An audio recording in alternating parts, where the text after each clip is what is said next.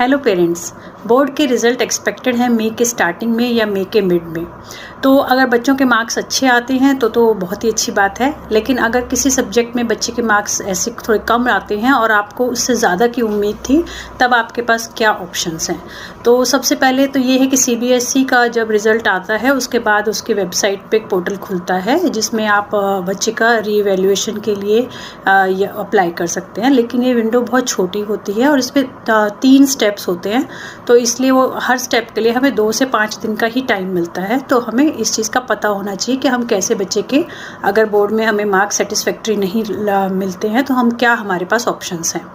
तो सबसे पहला है स्टेप वेरिफिकेशन के लिए हम अप्लाई कर सकते हैं। इसमें पर सब्जेक्ट 500 रुपीज़ चार्जेस है और इसमें बेसिक टोटलिंग ऑफ मार्क्स किया जाएगा और कोई अगर क्वेश्चन अनचेक्ड रह गया है तो वो चेक होगा।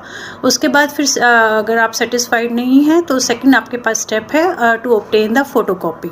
अगेन फोटोकॉपी लेने के लिए 500 रुपीज़ पर सब्जेक्ट है और आप फोटोकॉपी ऑब्टेन कर सकते हैं और चेक कर सकते हैं कि अभी कहाँ पे प्रॉब्लम है। थर्ड आपका स्टेप है रीवैल्यूएशन के लिए आपको 100 रुपीज़ पर क्वेश्चन लगता है और आप एक सब्जेक्ट में मैक्सिमम 10 क्वेश्चंस को रीवैल्यूएट करा सकते हैं। लेकिन आपको ये तीनों ही मतलब जो स्टेप्स हैं वो तीनों फॉलो करने पड़ेंगे। पहले आपको वेरिफिकेशन करवाना होगा, फिर फोटोकॉपी ऑब्टेन होगी और उसके बाद ही आप रीवैल्यूएशन के लिए अप्लाई कर सकते हैं। अच्छा, रीवैल्यूएशन के बाद भी अगर मार्क्स आपके लिए सेटिस्फैक्ट्री नहीं है तो फिर अब ये ऑप्शन दिया गया है CBSE की तरफ से कि आप 10th क्लास के 2 पेपर्स रिपीट कर सकते हैं और 12th क्लास का 1 पेपर रिपीट कर सकते हैं अपने सब्जेक्ट में और बेटर करने के लिए।